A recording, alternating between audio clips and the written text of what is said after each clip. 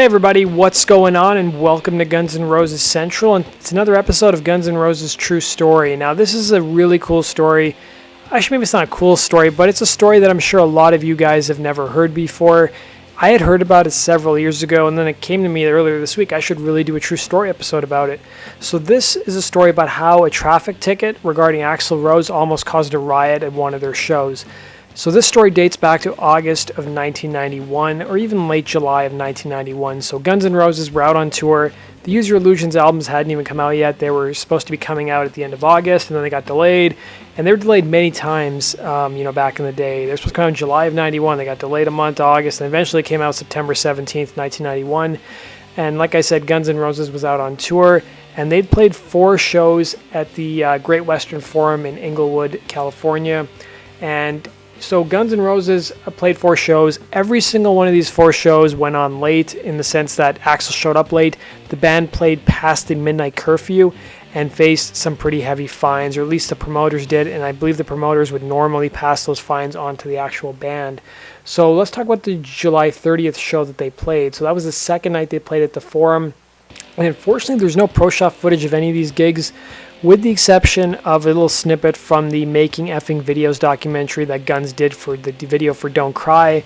Other than that, there's just audio available, although Mark Cantor claimed that he went to some of these shows and filmed it himself. Now, I don't think that's pro shop, but I think some of the footage he did make available to that BBC documentary that aired about a year ago or so. So let's get started with the story. So the story comes courtesy of the LA Times. Now, the LA Times headline on August 1st, 1991 reads, "Police face Axl Rose tantrum, take back ticket." So a traffic ticket and singer Axl Rose's volatile temperament almost added up to a cancelled Guns N' Roses concert Tuesday night at the Forum. Inglewood police say that Rose threw a tantrum over a ticket his limousine driver received for an illegal left turn outside the Inglewood Arena. The singer threatened to call off his band's show unless police canceled the citation. Police say they agreed, fearing a riot might erupt if the show did not go on. They noted that when Rose stalked off stage in a huff at a St. Louis concert last month, a riot broke out among fans. And actually, Geffen's publicist, Bryn Bridenthal, actually had to respond to this incident. And she confirmed the police's version of Tuesday night's event. Although she said before a show, Axl is volatile, it's a sensitive time, and someone had told the limo driver to turn left. So police say when Rose's limo pulled over, Rose sought to talk the traffic officer out of issuing a ticket. When that failed, he arrived at the Forum in a rage, police said. The band's manager, Doug Goldstein, and Forum general manager, Claire Rothman, then raised the issue with the police, and basically the police agreed to take the ticket back. Now, this didn't sit well with all the police officers. One disgruntled police officer had this to say. He said, "Everybody is treated the same. We are preached that every day." Now, the police officer who actually took back the ticket to Axl's limo driver was named Police Lieutenant Tom Hoffman, and the actual Inglewood police officials had to come out and defend Hoffman's decision. They basically added that the ticket was not canceled but taken back for further investigation. So they said, rather than stick to our feet in the mud and say, no, we're going to treat you like everybody else, we chose to avoid a riot, said one of the police officials. We don't need 19,000 people at the Forum rioting over a traffic ticket. Now, the story didn't end there. A week after the actual concert, the police came out and decided to actually issue the ticket to Axl's limo driver, so he'd be fined $60 for the traffic offense.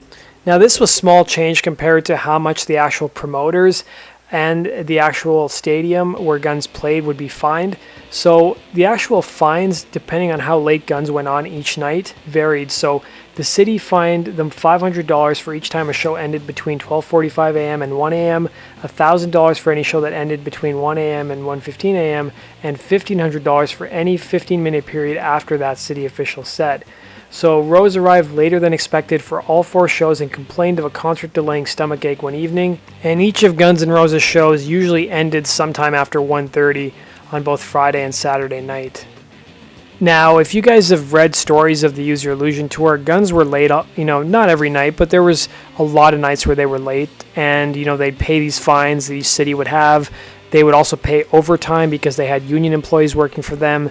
And even on top of that, like for example in Switzerland, they were playing in 92. They had to pay to keep the actual subway open because people needed a way to get home after the actual concert. In fact, some cities actually didn't want Guns N' Roses playing, like Ottawa, Canada, didn't want Guns N' Roses to come to their city in 1992 with Metallica because there was too many concerns that the concert would end late. You'd have a lot of intoxicated people who wouldn't be able to get home, and it could be a safety issue.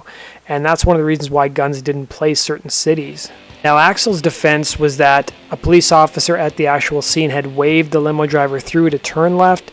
Although the police disputed this, they said they went back and they said, our people are confident that nothing that they did misled this guy. Therefore, we find reasonable cause to go forward with this, referring to the ticket. And Inglewood's mayor, Edward Vincent, had to actually come out and comment on this event that had happened. He said that nobody is above the law. We believe that nobody is.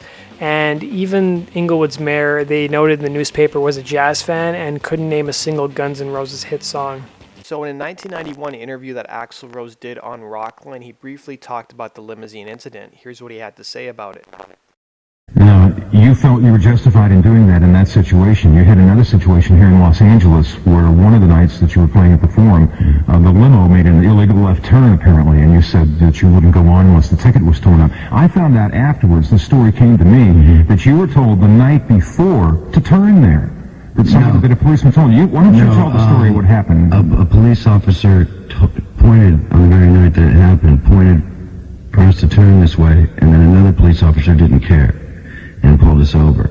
And you know, it's like, and we were running late, and we were told by an officer of the law to turn. We were within the law, and another officer just didn't care. So it all happened in the same night. One guy said turn here, then somebody else followed you and busted you for doing that. Huh? Yeah, and it's like, and it was taking time. You know, it was messing things up, and it was just kind of like, I just think that it was a lack of respect for the crowd and the band and rock and roll in general.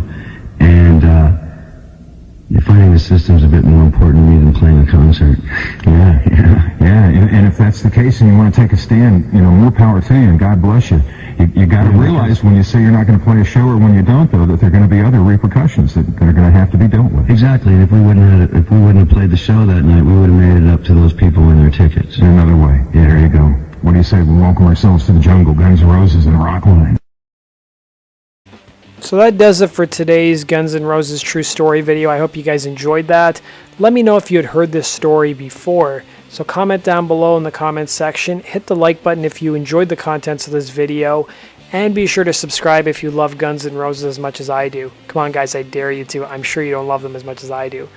And make sure you follow me on Facebook and on Twitter. The links to my social media channels are down below in the description box.